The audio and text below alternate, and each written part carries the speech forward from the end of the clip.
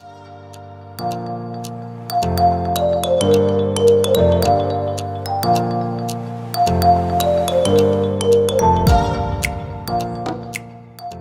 hello you guys, welcome to my channel, The Inspiring School Counselor. And as you guys can already tell from the title down below, we're going to be getting into school counselors and school-based therapists. How are we similar? How are we different?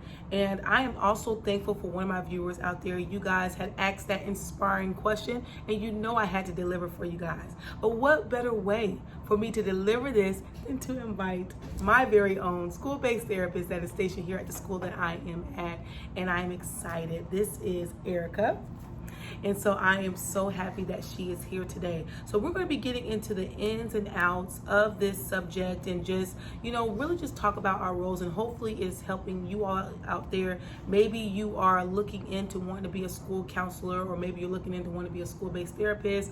Maybe you're trying to juggle between the two. So hopefully with these questions it's able to help you guys in making that decision. So I'm excited.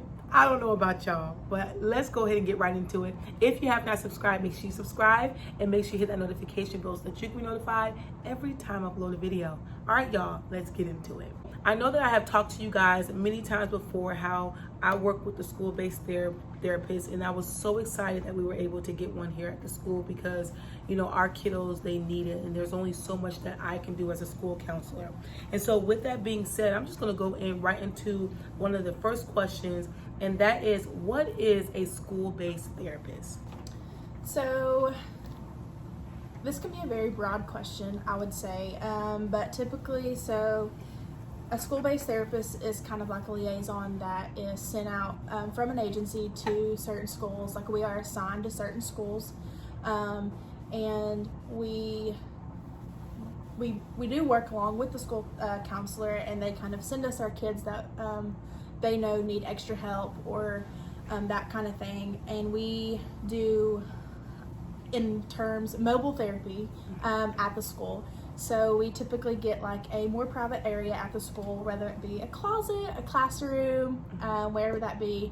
And we do therapy with the kids at the school, especially for kids in our area that can't maybe make it to the actual therapy office or have transportation to get there. So we are providing the therapy in the school. As far as the actual position, we typically see, I typically see the kid sometimes every week, sometimes every other week, just depending on the situation and how often they need to be seen also. So yes, and I know that of course every school is not blessed enough, or I don't want to say blessed, but they're not given that opportunity to have a school-based therapist, and that for a good little bit we didn't even have a school-based therapist. And even when we did, like, I remember back in, I think it was I started in January 2020 here at this primary school, but we actually had a school-based therapist, and then that individual ended up leaving, and then we ended up getting another school-based therapist, and that individual ended up leaving. So I mean, and for its own reasons, but I know it was kind of hard to keep one here at the school, but it's definitely beneficial because I even found where I was working with students where there was only so much that I could do, and I know that they needed a little bit more of that intense therapy and that prolonged, because, and we'll get into this later on, but I know that I do more of that solution focus. I try to do more of an integrative approach, but I know ours is more of that brief solution focus versus if they're seeing you in the school, it's more of that intense therapy. And then I know too, if they needed to be referred out, that makes it even easier. yes, Because you already are part of whatever agency and you're able to get them all listed and everything.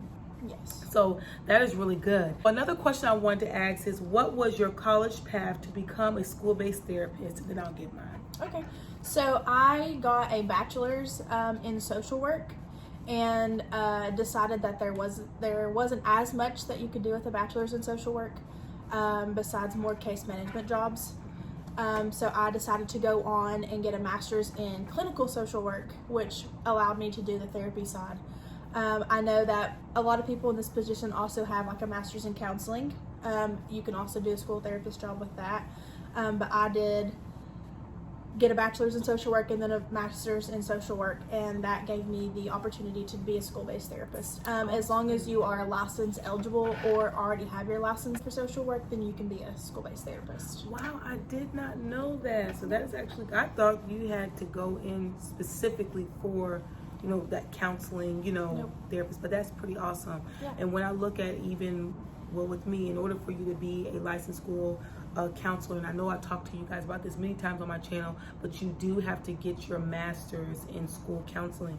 And I know that it varies amongst like states or maybe even different parts of the world as far as your credentials, but I know that you have to have that, at least in the state that we're in right now. So that's really good. What is a typical day for a school-based therapist? So typically I like to have scheduled what kids I want to see each day. Like if I space them out between seeing them every other week or every week, I like to have somewhat of a schedule. The schedule gets altered during the day. The kids may not be at school, the ones that I plan to see, or there's an activity going on at school. So my schedule is very flexible throughout the day because I don't know what's going to happen. I don't know if there's going to be a crisis at the school or at another school that I might have to leave for. So typically I like to have a schedule, but it usually gets altered throughout the day. But I try no matter what to see at least 5 kids a day, which probably sounds like not a lot, but in a school day, not pulling them off from their classes and stuff, it actually is a lot. It ends up being a lot. Yeah, and I'm actually going to ask this, and I know I didn't put this, but what are some activities that you do or some counseling tools that you use whenever they come to see you? Yeah. So I have, I was fortunate enough in my classroom that I was given this last semester, I guess, to have like a smart board in the classroom. So I downloaded some sensory games on the board, and we played those sensory games, and that really got them into the zone. And while they played those, we kind of asked questions and stuff and talked that way. Mm-hmm. I also bring along a large heavy bag with me everywhere I go. It has like kinetic sand. It has a big fidget box in it with different fidgets. I have cards, puzzles. So if I can which the kids think that they're just coming to play with games typically, but they don't realize like we're talking the whole time. Yes. But as long as they stay busy while we're talking, it seems to help a lot. Yes. You know, I know that we have that similar thought process because for one, with us working with the itty bitties, you know, pre-K through 2nd grade, you know, especially when you're doing that counseling session, for one, sometimes kids aren't just going to come out and start talking to you. So you have to include like those games. And I know like some of the things that she was saying, I also do have, but it's needed. But even because I know you work with, do you do middle school too? No, I only have, my highest grade would be 4th grade. Oh, okay. For some reason I had middle school in my mind, but I know that especially, you know, once again, when you're working with the itty bitties, you have to be able to grasp them. And you guys know how big I am with play therapy. I talked about that before here on the channel, and how beneficial it is. And it just helps get that student to open up. And like you said, they don't know that they're in some deep therapy, yes. but they think they're playing. Yeah. But it's a very good good opportunity for you to, if you can, all you school counselors to be, or maybe you are a school counselor currently, but you've never decided to use that, and you're working maybe in an elementary school setting, to start bringing those different type of things in. And also, even though you might not be working in elementary school setting, but you can still bring that type of stuff out. Yeah, I mean, I know other school-based therapists as well, and fidgets are always a go-to. Middle schoolers and high schoolers thoroughly enjoy walking into a classroom and playing with fidgets or just whatever that they can to fidget while they talk. Yes, so that's some good stuff. So let's go ahead and get into this next one. As a school-based therapist, what counseling techniques did I just ask you that? I don't know. As a school-based therapist, what counseling techniques are you prone to using, and how do you think that differs from a school counselor? I have not asked that. So I think a lot of things are similar, but more for school-based therapists, I feel like I try to do more long-term, more intensive things, not so necessarily solution-focused, as you had said earlier. More long-term things. I use CBT a lot. That's everyone's go-to, I feel like. And that is cognitive behavioral therapy. Yes, it is. And we use that a lot. It can run its course quick, it can run its course longer, just depending on the child and stuff. I do feel like the main difference though, probably between the counselor and the therapist, is just the more long-term type things. When working with the student, and this is once again not a question that we have right now, but what is your biggest reward, I would say, and maybe if I have to ask later on, I can need more time to think, but what would you say is your biggest reward in working with the students? I think the biggest reward so far has just been the teachers noticing the behavior change. Because typically with younger kiddos, it's behavioral problems that we're seeing. And it's the teachers noticing a behavior change, it's the parent noticing the behavior change, and it's even the kid noticing, like, hey, I got mad and I was able to calm myself down. Or, I got anxious because we were about to take a test and I did some deep breathing and I was okay and was able to take my test. Yes. So I guess it's just the actual evidence of seeing that what you're doing is helping. Yes. And there's actually one particular student that I know that me and her kind of just tag team and work with. And as I have shared with you guys before in this channel, that you will find as a school counselor that you might not always be that person's person, and so I do have a couple students where one day, they're good, they're happy to see me, and the next thing it's like, not my person, I'm kicking you, screaming at you, calling you names. Yes. And so I am so grateful whenever she's here, especially for this particular student, because when I'm not that person and she's here, because she only comes 2 days out the week, so I'll be like, please, let her be here. It is that he's having one of those, or that student's having one of those meltdowns, but she definitely, can help and reel that in. And that's why I look at this as, that team effort. I know how some people or some school counselors or some individuals feel like, well, I don't know if I can do my job if there is a school-based therapist that's also present, because, but let me tell you, you need all the help that you can get, okay? Yes. Especially if you are the only school counselor at your school, like I am. And so I am so grateful for those days where she's here and I'm like, hey, let me tell you about this student. Maybe it's good that you can see this student. And I know now before, and I did not bring this out before, but whenever she does come to the school, prior to her even being here at the school, I actually had to send out permission slips to the parents to see if it's okay for her to see those students. Now, I know that, and correct me if I'm wrong, if they are already being seen by like your agency, it's okay for you to Yes, we don't have to get permission forms filled in at that point. And even like on a day, if there's a crisis or something, I can just give the parent a phone call and kind of explain my role here at the school and ask for verbal permission to see their kid at the school too.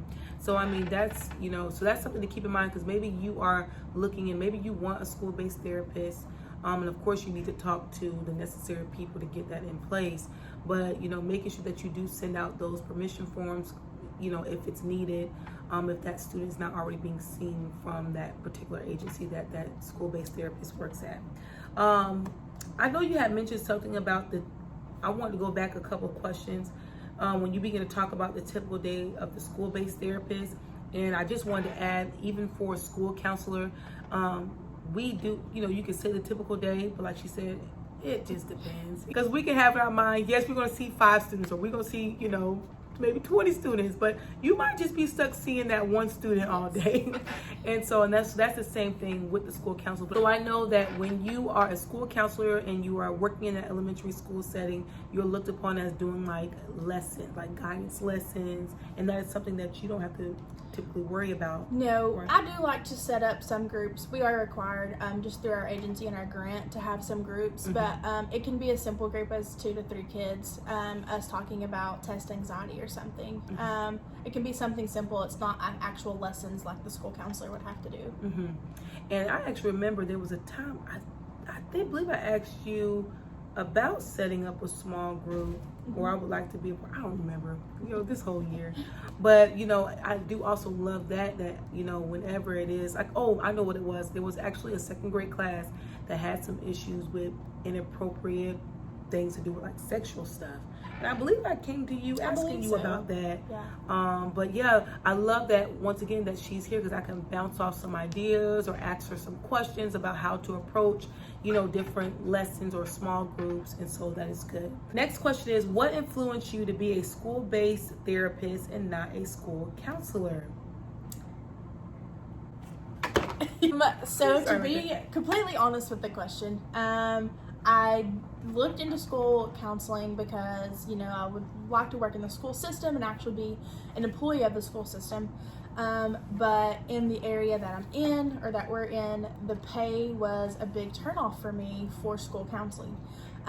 With school-based therapy through another agency, the pay was increased by a lot. So the pay was actually what turned me against school counseling and doing the school-based therapy instead. And do you know by chance, I know this is on the top of your head, but do you know by chance how big of a gap that is? Or it varies. And I know it varies, yeah. But it was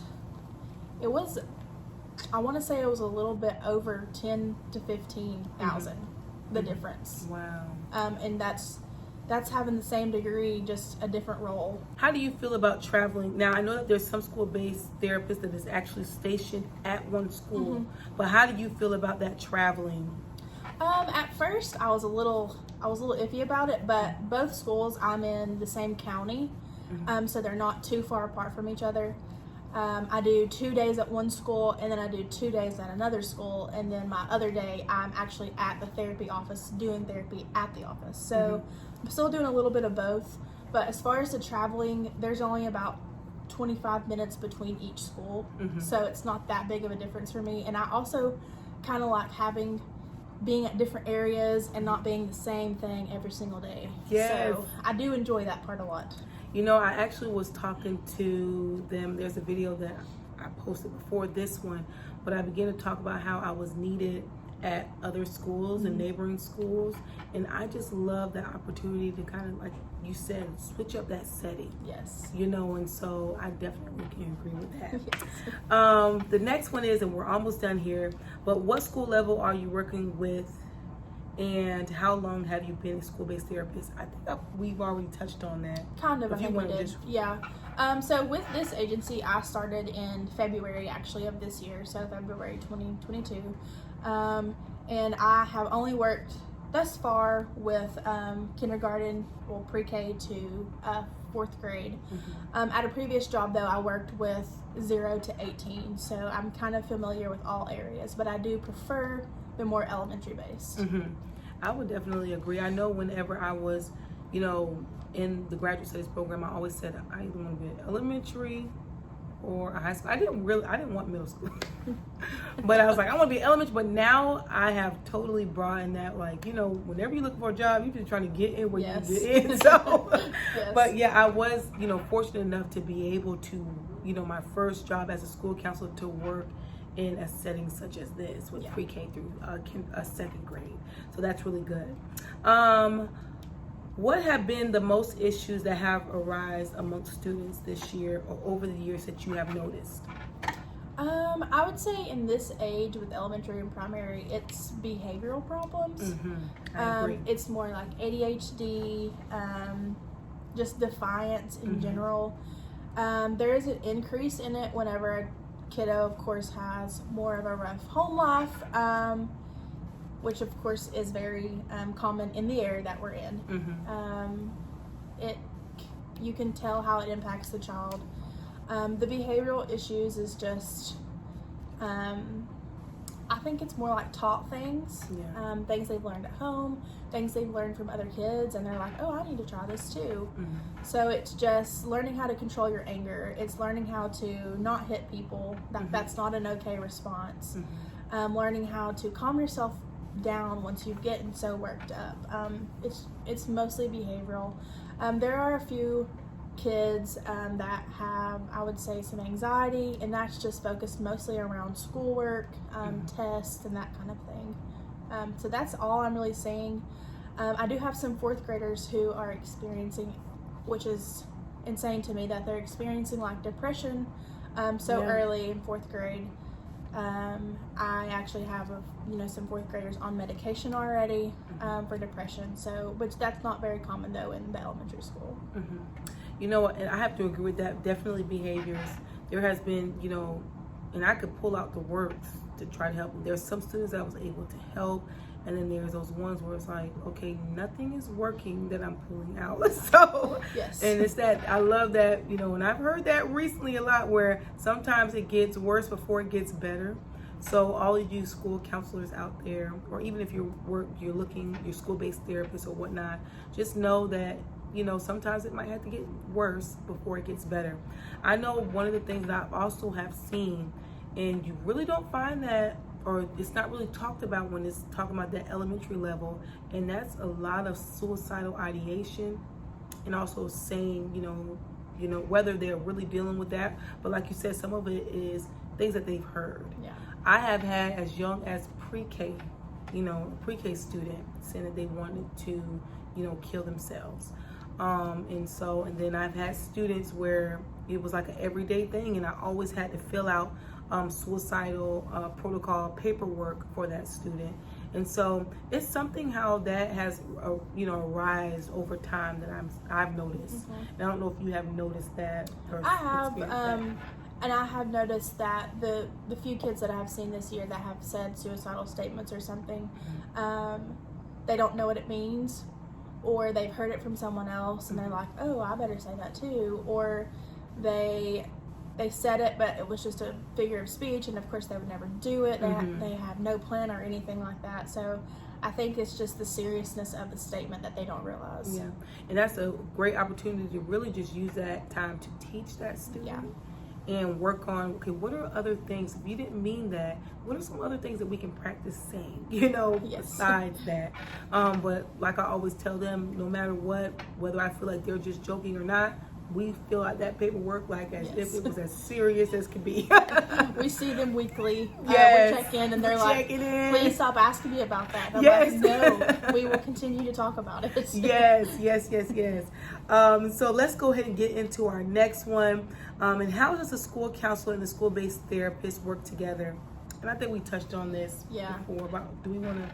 I mean, I feel like we check in with each other each time I'm here. Like, I always come in and I'm like, we do that. Any new things arose? Like, has anything happened since I was here the other day? Is there any extra kids I need to check in besides these kids? And then if something's happened, like on my end, like maybe the child was seen at the office having therapy and something happened, like I share that with her too. So I feel like we check in periodically throughout the day to see if anything's came up. I think that is so important to make sure that you keep that relationship strong between you and the school base, you as a school counselor or vice versa. You want to keep that relationship strong because you are on the same team. We are on the same team, and we want to also show the kids that we are a united front. Yes. So we are working together, so you ain't gonna be able to get over on both of us. But also what I love too, that I found that I actually have another therapist which you work with. She gave me some papers that she worked with a particular student, and she's like, look, we're working with this at the office. I want to give these to you so that it can be that unified, counseling session or tools that that the student is familiar with. So definitely, we keep our communication open between each other. And then I have. Do you have a relationship with the how is your relationship with the teachers, the parents, etc.? Yeah.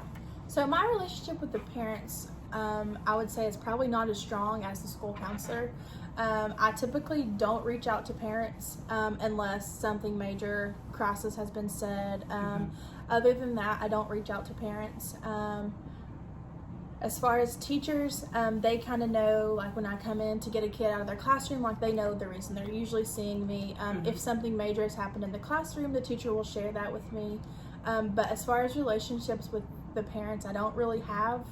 I have a few parents that I do keep in contact with because typically the child is facing something at home rather than at school, and so I keep in touch with that. But I don't have a super strong relationship with parents or teachers. It's mostly just the child themselves. Yeah, and I also try to make sure that I pave that way for her whenever she is, so that they know there's not some random person coming and getting kids, you know. So I try to make sure that I pay that way so that they are familiar and they know. And I would say the same, you don't really work with the principal like that as well. No, not really. So. She knows who I am.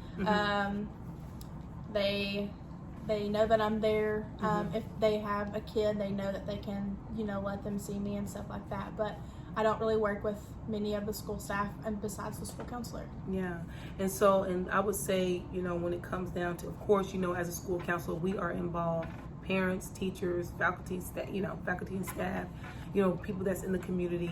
That's just what we do, and we center around our school counseling program around that, and making sure we're having that engagement. So that is a big part as a school counselor, as you guys know. And then we can get into some, we already touched on this, but if there's anything else that we would like to add to it, but how are our roles similar, would you say? I know we both do counseling. Yeah. Okay. We definitely do that. I could say that I know that whenever you have IEP meetings or stuff, and I have a kid that's, you know, having that meeting, I do try to be there for that as well. So that is similar. And 504s. Yeah, 504s, behavior plans, all of that good stuff. I try to be there if I have a kiddo. We try to utilize the therapies, and that's a part of counseling too, also small groups. Yeah. Making sure that we implement that. And then about our roles and how they are different. And we already touched on that, I know.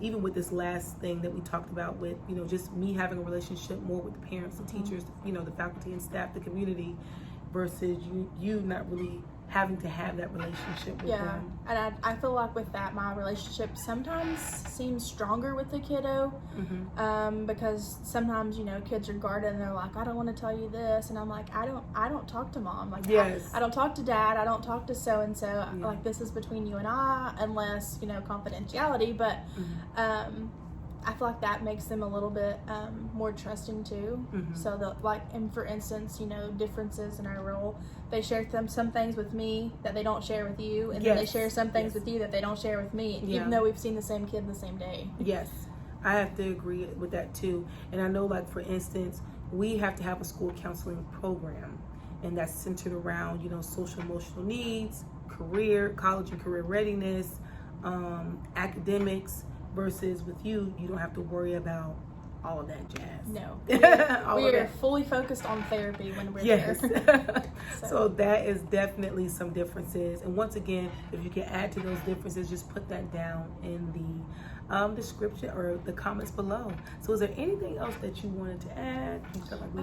Maybe one more difference is that I'm actually attending the summer schools. Yes. So I am keeping in touch with all kids that are at my summer schools, and then before the school year ended, I sent out a letter that just kind of stated, like, hey, I've been meeting with your kid, here's the opportunity, if you feel it's needed, to reach out to me and schedule sessions over the summer, like on Zoom, or they're okay to bring them to the school and see me, or bring them to my office and see me, so that way that the relationship could be kept over the summer. Yes, that's awesome. Like, rather than them going 2 months without seeing me and then coming right back into it. So they've all been given the opportunity to still see me over the summer as well. And now, would you say with your role, like what you do, is that year-round, like you're working year-round? Yes, it is a year-round job. Yeah, that's why I didn't want to, you know. But so she's working year-round versus me. I have my summers off, you know. Do you work on Saturday? No. So that's okay. You don't work on weekends? No, it's just Monday through Friday. And so that's also a difference too. And there was something else I was going to say, but it slipped my mind, so I don't even know where it went at this point. But yes, but if that's it, I'm just so appreciative that you decided to do this. So I hope that you guys enjoyed this. Hopefully I was able to give you guys some insight. And please, if you guys have any questions, please make sure that you send it to my email, theinspiringschoolcounselor@gmail.com. And you guys know I will get to it as soon as I can. And I'm just excited, and hopefully this was able to help you guys once again. I thank you guys so much for coming to my channel, The Inspiring School Counselor. If you have not subscribed, go ahead and hit that subscribe button, as well as hit that notification bell so that you can be notified every time I upload a video. All right, you guys, I'll see you next time.